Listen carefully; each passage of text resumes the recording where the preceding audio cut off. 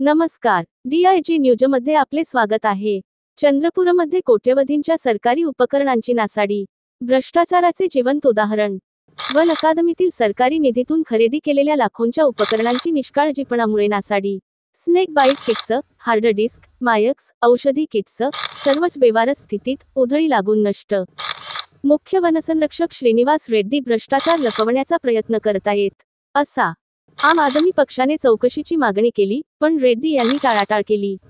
आंदोलकांना अडवण्यासाठी पोलिसांना पाचारण। मयूर रायकवार यांचा गंभीर आरोप, भ्रष्ट अधिकाऱ्यांना पाठीशी घालून चंद्रपूरमध्ये मोठ्या घोटाळ्यांची उधळी सुरू आणि मुख्य वनसंरक्षक रेड्डी यांना निलंबित करा, असा आम आदमी पक्षानं तर्फे मागणी करण्यात आली। या वनरक्षकाचा संपूर्ण ऑडिट करून भ्रष्टाचार बाहेर काढा आणि जे जबाबदार अधिकाऱ्यांवर गुन्हे दाखल करा। वाया गेलेला सरकारी निधी असे वनरक्षक आणि ठेकेदारांकडून वसूल करा।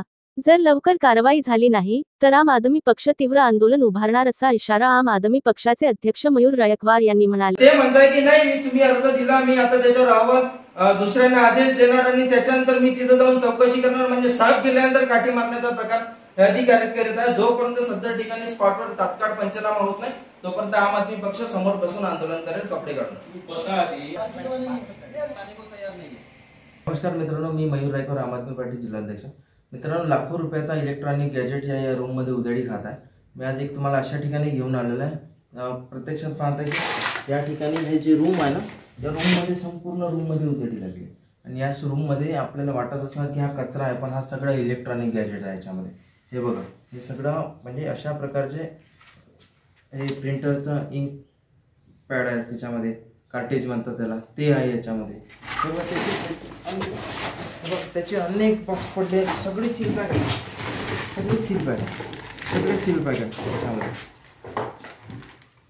बरोबर, हे माईकचा सेटअप आहे आणि इकडे हा सगळा माईकचा सेटअप आहे। हा सगळा उधळी खात पडलेला आहे, सगळे नवीन बॉक्स आहे। हे बघा,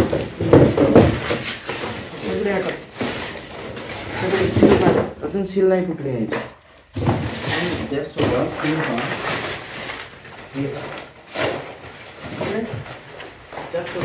माईक नवीन आहे माईक, आणि याला बघा कशा पद्धतीची उधळी लागून गेली। म्हणजे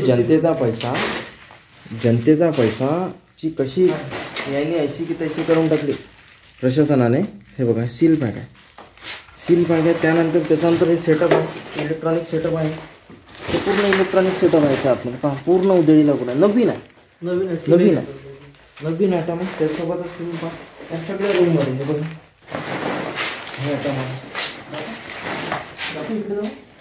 हे बघा पूर्ण उधळी लागून आहे। हे बॉक्समध्ये हे बघा, हे सील पॅक आहे, याच्यामध्ये पण इलेक्ट्रॉनिक गॅजेट्स आहे आणि अनेक खूप भारी वजन आहे याचं। म्हणजे या ठिकाणी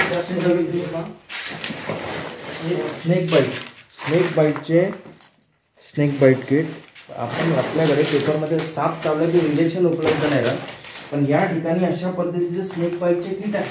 हे बघा, खूप सारे किट इथे स्नेक बाईटचे किट पडले, सगळे सील पॅक आहे, सगळे सील पॅक आहे। आणि त्याच्यामध्ये शासनानं अशा पद्धतीचं त्याच्यावर दुर्लक्ष केलं। ज्याही अधिकाऱ्यांना हे सगळं केलं त्याच्यावर कारवाई व्हायला पाहिजे। त्यासोबत तुम्ही पहा इकडे पण पहा, हे सगळं इलेक्ट्रॉनिक गॅजेट त्याच्या आतमध्ये सगळं पूर्ण उधळी लागून आहे, त्याच्या आतमध्ये नवीन आहे, पन्नी लागूनच आहे। ज्यांच्याकडे या सामानाची जबाबदारी होती त्यांची जबाबदारी निश्चित झाली पाहिजे, कोणामुळे हे सगळं प्रकरण घडलं आणि त्यांच्याकडून हा संपूर्ण जनतेचा पैशाची जी विल्हेवाट लागली ती त्या अधिकाऱ्यांकडून वसूल झाली पाहिजे, असं आमची मागणी आहे। DIG news desk, Chandrapur, Ganesh अडलूर।